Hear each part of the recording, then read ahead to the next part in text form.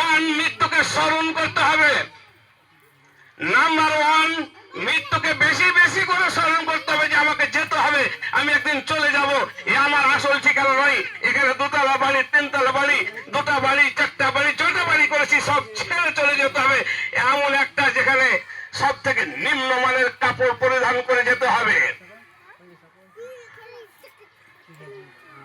এটাকে স্মরণ করতে হবে সর্বদাই।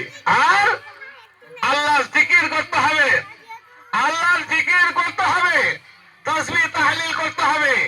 এই দুটো কাজ যদি আমরা করতে পারি, কোরআন বেশি বেশি তেলাওয়াত করতে পারি, আল্লাহ জিকির করতে পারি, আর মৃত্যুকে স্মরণে রাখতে পারি।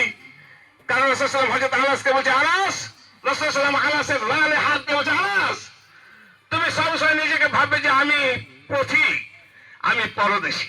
এটা আমার আসল ঠিকানা নয়। রাসূল সাল্লাল্লাহু আলাইহি ওয়াসাল্লাম আনাসের রানে হাত দিয়ে চেপে ধরে বলছেন, আনাস, তুমি সবসময় নিজেকে ভাববে যে আমি পরদেশী, আমার এখানকার সঠিক আমার স্থান এখানে বিদেশী। নিজেকে সবসময় ভাববে যে আমি পথচারী, আমি বিদেশী। যেমন মানুষ বিদেশে থাকলে অনেক ভাইরা বাইরে কাজ করেন, কেরালায় কাজ করেন, হায়দ্রাবাদে কাজ করেন, চেন্নাই কাজ করেন, বা বীরভূম ছেড়ে বাইরে গেলেই তখন কেমন একটা নিজেকে সব থেকে ছোট মনে হয়। সেখানে আপনার পাওয়ার খাটাবে না। বড়ালি পারলে ধান ঘরে পাওয়ার খাটে না, ধান ঘর লোক কলমে পাওয়ার খাটে না, কলমজি লোক শ্রীপুরে পাওয়ার খাটে না। তেমনি যদি বীরভূমের লোক মুর্শিদাবাদে যায় পাওয়ার খাটবে না, পুরা পশ্চিমবাংলার লোক যদি চলে যায় উড়িষ্যায় তা পাওয়ার খাটবে না। সেখানে নিজেকে ভাবতে হবে যে আমি ভাই এখানে বিদেশি। নিজেকে ছোট হয়ে থাকতে হয়, তাই তো? নিজেকে ছোট হয়ে থাকতে হয়। এখানে আমার গলাবাজি চলবে না, এখানে আমার গলাবাজি চলবে না, কারণ এখানে আমাকে পথিক, আমি পরদেশী। রাসূলুল্লাহ সাল্লাল্লাহু আলাইহি ওয়াসাল্লাম হযরত আনাসকে বলছে, আনাস, তুমি সবাই সর্বদা নিজেকে ভাববে যে আমি পরদেশী, আমি পথিক। রাস্তায় চললে কোনো পাওয়ার খাটে? রাস্তায় চললে কোনো পাওয়ার খাটে না।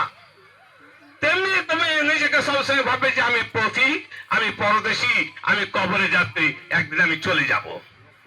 অতএব যে সমস্ত ভাইরা রোজা রাখতে পারেনি, স্বেচ্ছায় ছেড়ে দিয়েছেন, এই মুহূর্তে তোবা করুন যে আগামী দিন থেকে আমি আর কোনোদিন রোজা ছাড়বো না। আমি নিজেকে কত টাকা ইনকাম করে আনছি, টাকা ইনকাম করে এনে কি হবে?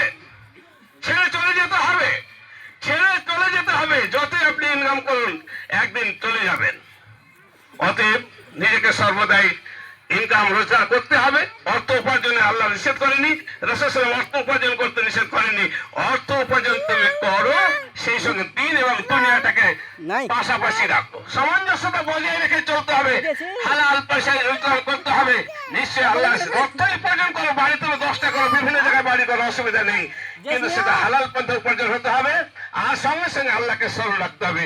তাই বলি, আল্লাহ যেন আমাদের সকলকে সত্যি আজকের এই আমরা ময়দানে খুতবা দিছি, আজকে যদি আপনি